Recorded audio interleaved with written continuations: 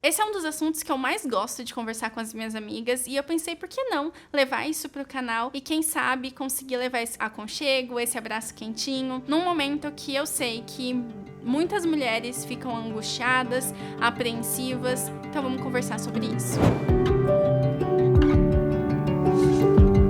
Oi, meu nome é Gabi e hoje nós vamos conversar sobre esse período antes do casamento, né? É claro que no período de namoro a gente já tem uma segurança, esse sentimento, esse aperto no peito, ele já começa a ir embora, né? Porque a gente já tem ali alguém com quem a gente sonha que vai se casar, mas de modo geral, ele é para todas as mulheres que ainda não se casaram. E uma observação também muito importante é que esse vídeo ele é todo pensado e falado para mulheres que se sentem chamadas ao matrimônio, porque uma moça que não se sente chamada a isso, provavelmente nada do que eu falar vai fazer sentido. Esse vídeo realmente não é pra ela. Mas se você quer se casar, se você tem esse sonho e se tá um pouquinho angustiada, fica aqui comigo que eu espero que as coisas que eu vou te falar vai te dar uma acalmada e vai ser esse abraço quentinho. A primeira coisa que a gente precisa deixar claro é que esse vazio que existe em você, eu entendo, e ele não tá só em você. Todas as mulheres que querem se casar e não estão encontrando um namorado, não estão encontrando a pessoa com quem elas imaginam que esse sonho vai ser realizado, dá esse vazio, dá esse aperto no peito. É natural isso, porque a mulher, ela tem esse desejo de se entregar. Eu tenho 2 exemplos para falar sobre isso que, assim, muitas vão se identificar. Tem uma amiga que, bem no começo da nossa amizade, ela me falou uma frase que me marcou, que ela disse: Gabi, eu sinto que a minha vida ainda não começou, que só vai começar quando eu de fato encontrar essa pessoa, porque tem tanta coisa que eu sinto que eu quero fazer, assim, eu quero me entregar, eu quero me doar, mas nesse momento eu não tenho pra quem fazer isso.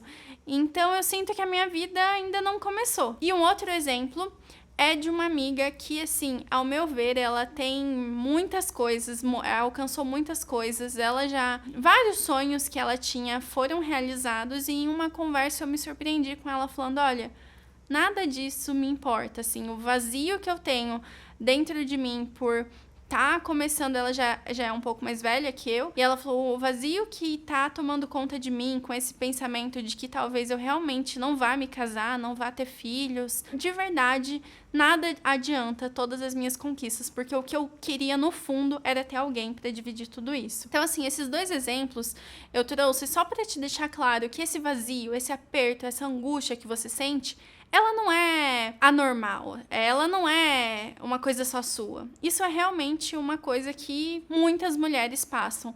Eu até brinco que 90% das conversas com mulheres, né, a gente acaba nesse assunto. E por quê? Isso não é à toa. É porque se você foi chamada a essa vocação, se você foi chamada ao matrimônio, é claro que enquanto você não alcançar isso, você vai sentir, sim, esse vazio, vai sentir essa vontade, essa insegurança, esse medo de não acontecer. Então, esse vazio, ele é sim comum. Mas aí o ponto importante é: o que a gente vai fazer com ele? Como que a gente vai lidar com esse vazio, com essa angústia, com esse aperto no peito? Porque se a gente não se atentar, se a gente não estiver atenta a isso, a gente vai se entregar. Lembra dessa minha amiga que eu disse que ela tem vontade de se entregar, de se doar, de fazer pelo outro? Se ela não estiver atenta, ela vai fazer tudo isso pro primeiro que aparecer na porta. E aí, o problema é que, além disso, ela vai começar a ficar incapaz de racionalizar as coisas. Ela vai ver tudo pelo estômago, né? Tudo ali de modo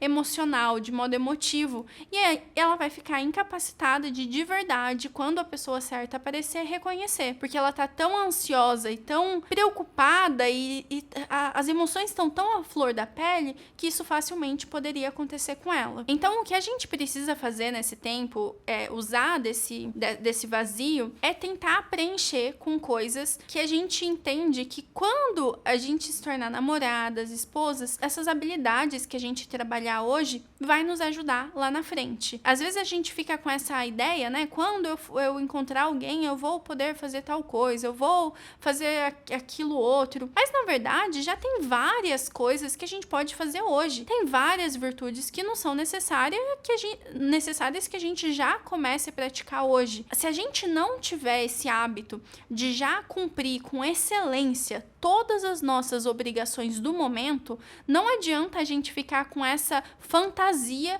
de que a gente vai lá na frente ser uma excelente esposa. Não vai, nada vai mudar. Se você não consegue exercer as suas funções no hoje, com cuidado, com dedicação, provavelmente lá na frente você vai ser uma esposa que também não age com cuidado, não age com essa dedicação. Então é muito importante que a gente já se preocupe nesse tempo de espera em desenvolver essas habilidades.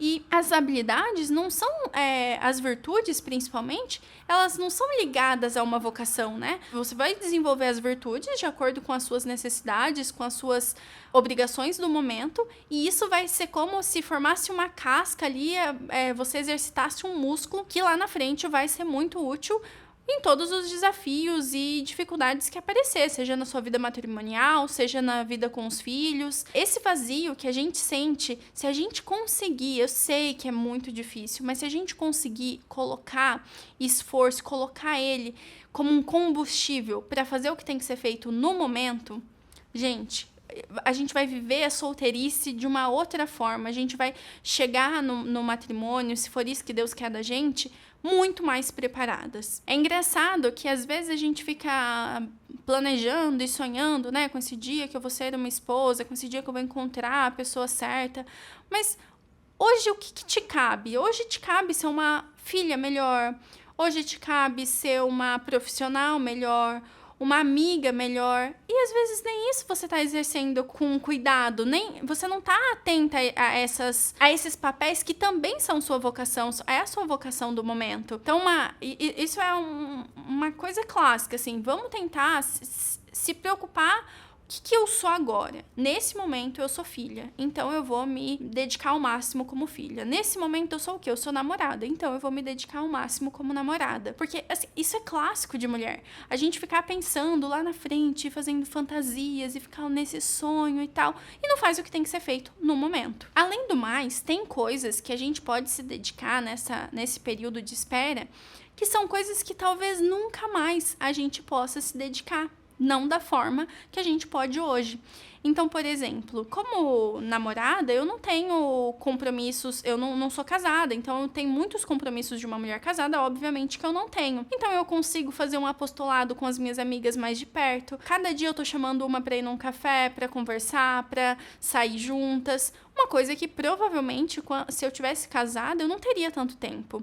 Assim como você pode se dedicar mais às coisas da igreja, se dedicar a um grupo de jovens, se dedicar a alguma pastoral, coisas, mais uma vez, que você casada, com filhos, vai ficar cada vez mais difícil. Uma coisa que eu sempre pensei, que eu estabeleci pra mim, que eu ia usar desse tempo para focar nas minhas amizades e construir boas amizades, sabe? Eu já falei aqui algumas vezes que as minhas amizades que eu trouxe da infância, chegou um momento que já não era mais tão compatível com as coisas que eu acreditava. Então, eu precisei, de alguma forma, dar uma renovada nos meus amigos. E eu usei esse período como solteira para fazer isso, para tentar me conectar e conhecer. Tem várias pessoas que eu chamei para sair, várias amigas, né, que eu chamei para sair, fui em um café e a conversa não rolou e tá tudo bem. Mas é só assim, eu tô dedicada a criar esse vínculo e a formar essa base de amigas que em nenhum outro momento da vida eu vou ter tempo pra ficar preocupada com isso. Mas todo mundo vai concordar de que ter um bom grupo de amigas é uma coisa que todo mundo quer, né? Então, e é uma coisa que demanda tempo, demanda esforço. Então eu usei esse momento pra fazer isso. E por último, mas não menos importante, não tenha medo de pedir o auxílio de Deus. Às vezes a gente fica meio receosa, né, de pedir. Mas será que eu devo pedir? Não, você deve pedir e fala. Mas, meu Deus, se não for da sua vontade, então me mostra. Uma coisa que eu sempre pedi é, então, se não for da sua vontade, tira isso do meu coração, porque eu tô sofrendo, porque eu quero muito, porque eu tô esperando, eu tô desejando isso. Então, se não for o que o Senhor planejou pra mim, me ajuda, tira isso do meu coração. Uma outra coisa que a gente deve pedir a Deus é para que a gente tenha um coração puro para valorizar as coisas corretas, porque a gente tá no mundo, a gente tem várias amigas, provavelmente você também tem amigas que não são católicas, que não têm os mesmos valores e princípios que você, e talvez a gente em algum momento se deixe influenciar pelos valores delas, que não são os nossos valores e não devem ser os nossos valores. Então, a gente deve pedir isso para Deus, assim, me ajuda a ter esse coração puro para olhar para os rapazes que se aproximar de forma a ver neles o que realmente importa, que eu não me preocupe só com vida financeira ou só com aparência, que eu consiga olhar para esses rapazes de forma integral, porque ali quando se aproxima um rapaz, você tem que olhar assim, será que ele vai ser um bom marido? Olha isso, a grandeza, ser um bom marido é uma infinidade de aspectos, de qualidades que ele precisa ter. Essa é uma tarefa muito difícil. Então, eu acho que nada mais justo a gente pedir o auxílio de Deus para que a gente consiga ter esse coração e essa visão de olhar para as coisas corretas. Assim como eu pedia muito que Deus me ajudasse a ver. Porque eu pensava, tem aquela frase, né? Será que a pessoa esteve do meu lado esse tempo todo e eu só não olhei para ele com outros olhos? Então, eu sempre pedia. Meu Deus, se a pessoa estiver por perto, assim, me ajuda, abre meus olhos, faça com que eu veja alguma coisa além. Pra finalizar mesmo, acho que o que tem que ser matéria de oração sempre é que a gente consiga pedir pra Deus com um coração genuíno aquela fala, assim, se não for da sua vontade que eu me case, tá tudo bem, só me ajuda a aceitar isso. Porque eu sei, algumas amigas bem próximas relatam, né, que tem muita dificuldade. Eu mesma tive muita dificuldade de fazer essa oração de forma sincera, de falar, meu Deus, eu quero muito, mas se você não quiser, então tá tudo bem. Porque às vezes a gente tem muito medo, né, de fazer isso, se for o que ele não quer mesmo. Mas então que a gente peça também essa fé de conseguir fazer esse pedido de forma genuína. Meu Deus, se não for da sua vontade, então tira isso do meu coração e me ajuda a lidar com isso. Eu espero muito ter sido esse abraço quentinho, essa palavra amiga pra vocês, mas do fundo do coração eu também espero que vocês encontrem a pessoa certa logo, porque se vocês estão com todas essas preocupações, se vocês desejam verdadeiramente construir um casamento, um matrimônio sólido, eu acho que é sua vocação e acho que Deus vai na hora certa, nos planos dele, você vai encontrar a pessoa certa. Um beijo.